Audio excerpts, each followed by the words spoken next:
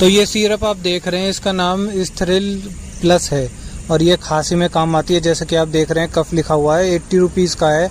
इसकी आप देख सकते हैं एक्सपायरी भी काफ़ी दूर है, आप जरूर थोड़ी ली हमसे लेंगे। बस ये है कि ये कफ के लिए, खांसी के लिए काफ़ी दूर कर देता है आपकी खांसी को। तो आप देख सकते हैं ये इसकी पूरी पैकेजिंग है, इस कलर की है ये, और थोड़े ऑरेंज रेड भी कह सकते हैं इसे, इस कलर की है।